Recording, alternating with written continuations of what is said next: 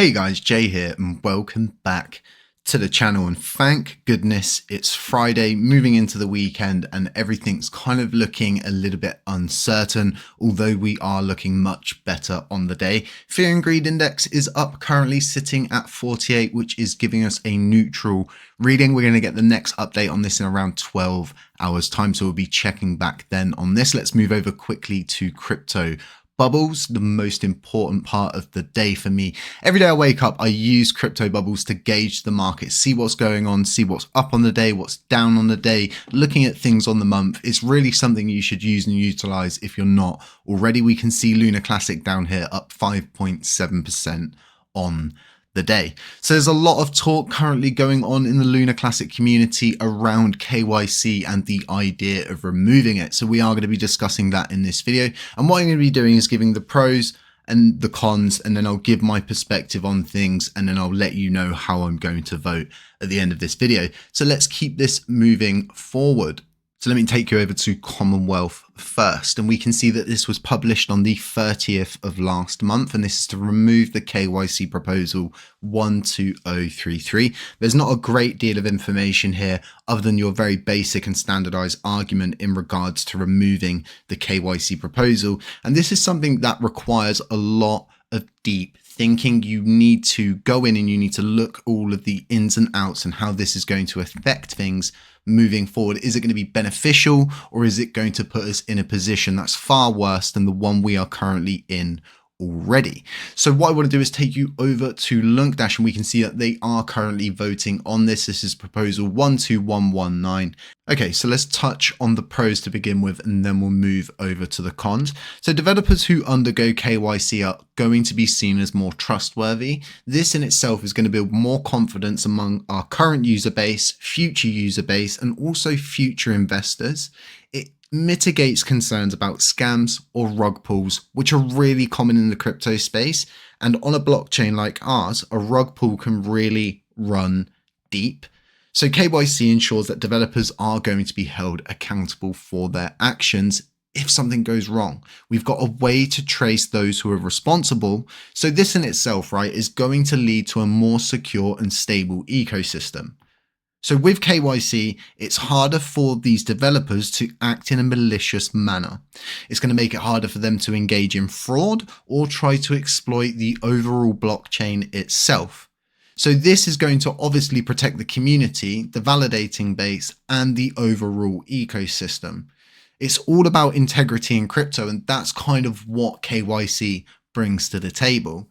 So sometimes, and this isn't always the case in crypto, but projects with KYC compliant developers may find it easier to establish partnerships with other companies, especially those in regulated industries like finance or banking, which is what we're aiming to target. So when it comes down to the cons, there are some real obvious ones, but there's some that really do go under the radar.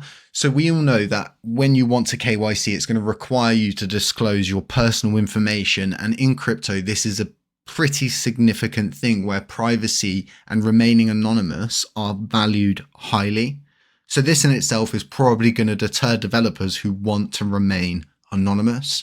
When you implement KYC, it does introduce elements of centralization, and this in itself goes against the core principles of decentralization that our blockchain prides itself and it aims to uphold.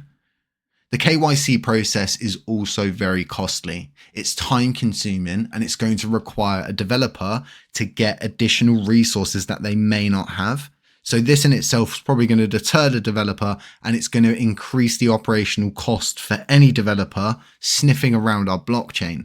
So in itself, it is probably just going to discourage new developers, especially those that are from regions where KYC processes are difficult or risky. So this can limit the diversity and innovation within the developer base that we currently have. If we're to break down KYC on a decentralized blockchain like Lunar Classic, it presents a trade-off between regulatory compliance, trust and security versus privacy, decentralization and inclusivity. It can enhance trust and legal compliance, don't get me wrong here, but it may also undermine the fundamental principles of decentralization and overall just deter participation from validators, developers, and users that are privacy conscious.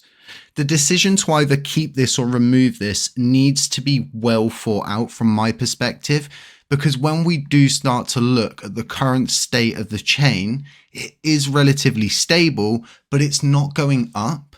We still have just that one development team that's become very centralized, that doesn't communicate with anybody, and they're primarily just working for a paycheck. They're not a development team that arrived here with a vision, a roadmap, an idea of what this blockchain could become and where they could get it to. When we think about the reason for KYC being implemented to begin with, we look back to the situation that surrounded Six Samurai being a malicious group of developers.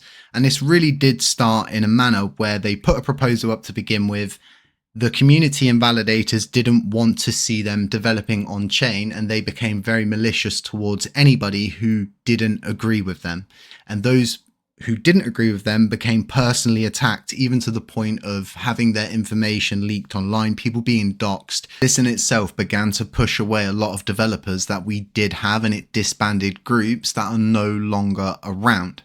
So when it comes down to removing KYC, it really does raise a huge dilemma from my perspective, because the pros and the cons are very overwhelming. The arguments from both sides are strong. The current ongoing situation and the centralization around the current development team does leave us in a position where I think a lot of people would like to see another development team come on board to run in competition against them. And at the same time, I know that validators may be thinking, like I'm thinking, I don't want to be responsible for opening the doors or reopening the doors, so to speak, to a malicious group of developers again. And at the same time, we don't want to be a validator that's halting or hindering development of the blockchain, which is something that KYC could be attributing to. When we look at scams, rug pulls, hacks, we've seen them many times before, and we have just watched as Terra Luna itself was hacked for $5 million for an IBC exploit. We have watched as the chain itself was birthed from the biggest rug pull in history. We watched as Terraport was hacked from an inside man. We have seen this many times before. So it does exist, and they are out there. This isn't a situation where people should think to themselves that these are not organized groups of people, because let me tell you, they are very organized and they know exactly what they are doing. So once again, it raises dilemmas from both sides. So from my perspective, the easiest thing to do right now is to abstain from the vote and allow the community and other validators to decide, because I do not think it's a good idea, nor do I think it's a bad idea.